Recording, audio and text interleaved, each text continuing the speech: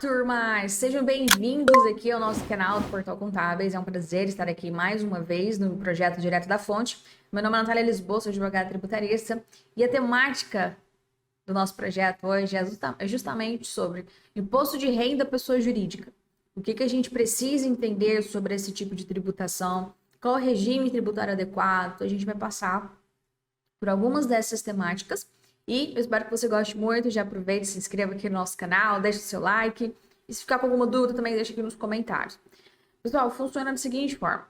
Toda vez que a gente pensa sobre imposto de renda, né, pessoa jurídica, o nosso IRPJ, carinhosamente chamado, ele é um tributo federal, que ele é cobrado, então, diante das empresas. E de uma forma muito similar, por exemplo, assim como funciona para pessoas físicas, a gente deve declarar, então, deve realizar o nosso IRPF, ou seja, o nosso imposto de renda pessoa física, as empresas também precisam enviar essas declarações dentro do prazo determinado pelo governo federal. De acordo com quem? Com os modelos de tributação do IRPJ. Então, entenda, o meu imposto de renda pessoa jurídica, ele vai ter cada perspectiva diante do regime tributário em que a empresa se encontra. Tá? E o que significa, então, esse IRPJ? Como que ele funciona, esse imposto, principalmente sobre o lucro? Que a gente vai para os regimes normais, ora presumido, ora real. Então, a gente sabe que a lei do imposto de renda, pessoal, ele representa ali uma das maiores fontes de receita, tá, para o governo federal. Então, a gente vai ter esse recolhimento tanto para a pessoa física, quanto também para a pessoa jurídica. Aí, entenda, ao mesmo tempo que o cidadão ele brasileiro e as empresas eles têm o dever de declarar e pagar o seu imposto de renda, é também dever do governo prestar essas contas a todos a todas essas pessoas, horas físicas, horas jurídicas. E informar também qual é o destino deste recurso. Porque, como a gente conversou anteriormente, é um tipo de tributação que tem um recolhimento extremamente alto na perspectiva do Caixa do Brasil. Tá? Então, esse rendimento, em muitos momentos, ele é utilizado quando? Em muitas das áreas da saúde, a área da educação, áreas de bolsas, Bolsa Família, Bolsa Escola e tantas outras perspectivas, né? Essas fontes de receitas para os cidadãos mais necessitados e também vários outros programas dentro do nosso governo federal. Então, só para vocês terem uma ideia ali, a arrecadação mais ou menos em 2021, ela alcançou cerca de 1 trilhão e 800 bilhões de reais. Então, a gente teve uma alta mais ou menos em comparado a 2020 e demais anos para trás, em 17,30%. É muita coisa mesmo. E aí a gente sempre se pergunta, né? Quem que precisa declarar, quem precisa contribuir com o imposto de renda, pessoa jurídica? A gente sabe que a declaração exata do imposto de renda, a contribuição do IRPJ, ela é obrigatória para todas as empresas. Só que a gente sabe que tem uma pequena diferença entre, né, na perspectiva de porcentagem do imposto de renda, que ele vai facilitar, ora, uma contribuição do que a gente entende da micro e pequenas empresas que estão enquadradas ali dentro do regime do Simples Nacional, que é diferente das perspectivas das obrigações principais e acessórias também, juntamente dos regimes normais, ou seja, presumido ou lucro real. Então, essa declaração de imposto de renda de pessoa jurídica, ela vai transmitir, a gente transmite ali para o governo federal, essas informações, então, sobre essas movimentações fiscais que a empresa fiscais e contábeis, né, das empresas, comprovando, então, quais seriam os cumprimentos dos deveres tributários enquanto é uma pessoa jurídica, enquanto a gente tem uma empresa, que vai desde também do recolhimento do MEI, então, do Nova Simples, para quem está nesse mundo do direito digital, das startups. Então, é interessante que a gente entenda, tá? Depois desse mesmo pagamento desse recolhimento do IRPJ, ele é realizado em duas guias importantes. A gente tem a guia do DARF ou do DAS, que é principalmente para quem está dentro do DAS, ele funciona ali para quem está dentro do enquadramento de regime tributário, do Simples Nacional, DARF, presumido, ora, lucro real também. E a gente precisa entender quais são esses modelos de tributação do imposto de renda no ramo empresarial da coisa, né, mais estritamente. Então, o RPJ, ele é pago principalmente durante 4 modalidades diferentes, tá? Mas, basicamente, a gente precisa entender que ele tem uma alíquota praticamente em 15%. vai ter uma exceção quando a gente falar sobre Simples Nacional. Vocês vão entender. Então, a gente precisa estudar e precisa entender esses cenários muito na perspectiva do regime tributário. Por exemplo, se uma empresa está dentro enquadrada, tem um enquadramento do Simples Nacional, a gente precisa entender que elas vão realizar esse pagamento do imposto de renda de pessoa jurídica de forma simplificada. Ou seja, ela vai realizar esse pagamento através de guia de impostos, de guia do DAS, que ora terão impostos municipais, estaduais e federais, que é emitida mensalmente. Então, o que é o DAS, né, que a gente conversou anteriormente? Ele é o documento de arrecadação do Simples, que a gente pode entender e visualizar que ele vai variar de acordo com a taxa e a perspectiva de faturamento das empresas. Ou seja, quando a gente tem 8 tributações, tá? 8 impostos, taxas ali, vão ser pagas nessa guia, são 8 impostos, 7 tributos ali, mais o imposto de renda e pessoa jurídica, totalizando 8. Então, a gente sabe que vai ter também uma particularidade de recolhimento de cada tributozinho ali dentro do meu DAS mensal, tá? Agora, quando a gente fala, por exemplo, do lucro real, a gente também precisa entender com o próprio nome ele já diz, né? No lucro real, o que a gente teve ali de faturamento, de lucro, enfim. Então, o IRPJ ele vai ser declarado principalmente com base no valor real do lucro de faturamento que foi obtido ali para a empresa dentro de um determinado período, porque aqui a gente vai ter alguns períodos de faturamento, tá? De enquadramento nesse montante.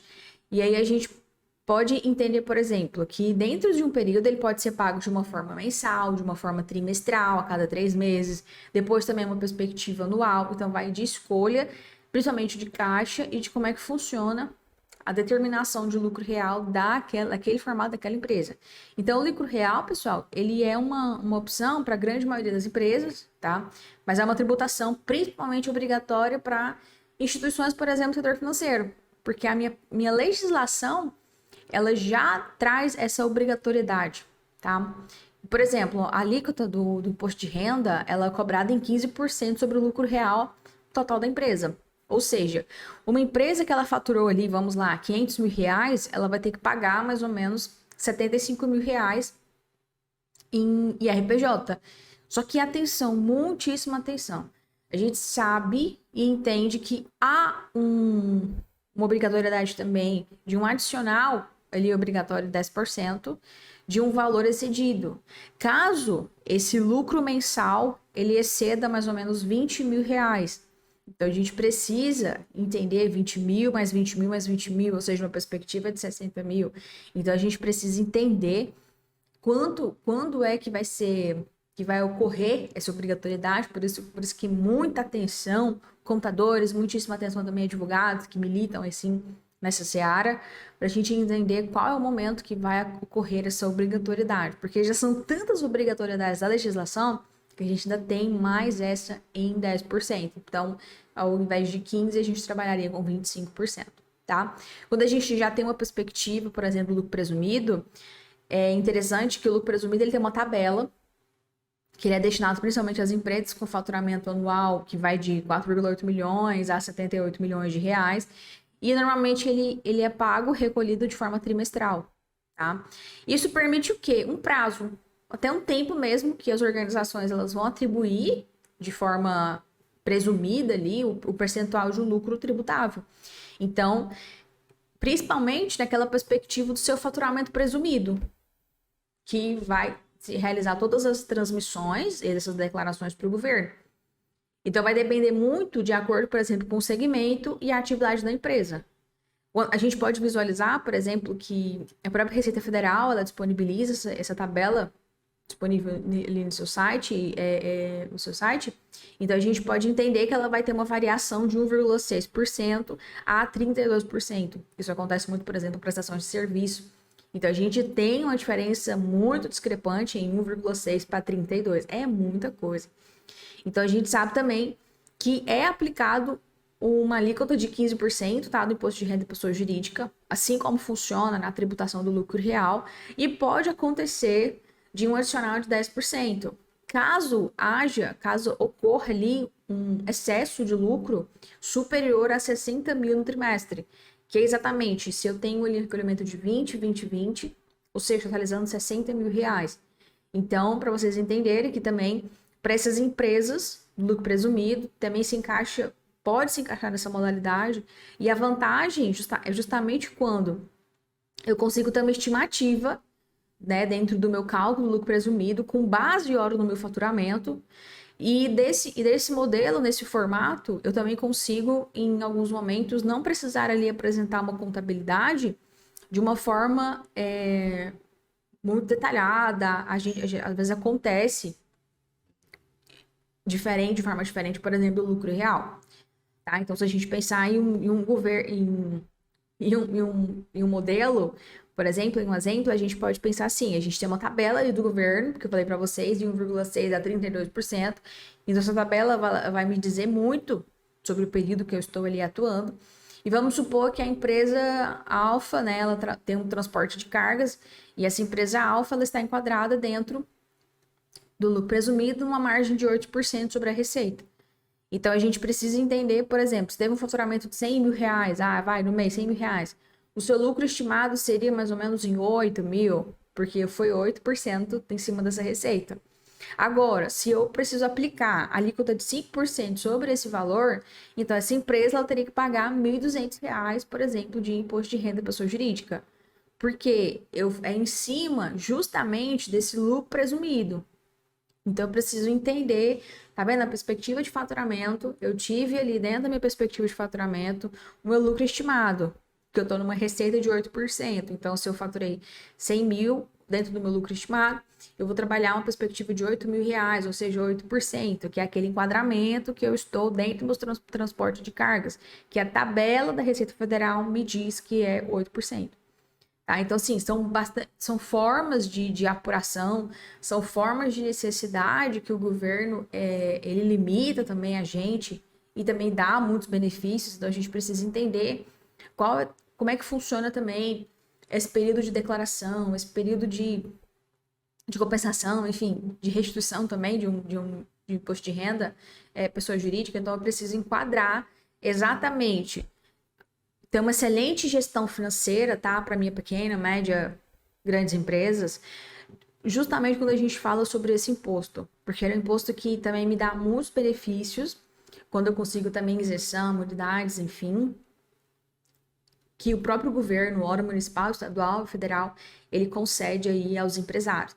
Então é necessário muitíssima atenção sobre essa temática, e é uma temática também que a gente tem novidades e espera aí, por exemplo, durante a reforma tributária, o que a gente pode esperar por ela. Algumas mudanças também positivas e outras nem tanto.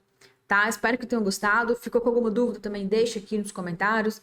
Se tem algo a dizer também é importantíssimo pra gente. Não só de dúvidas, mas também pode trazer um caso pra gente debater, que vai ser um prazer falar com vocês. Tá? Um forte abraço e até o próximo vídeo.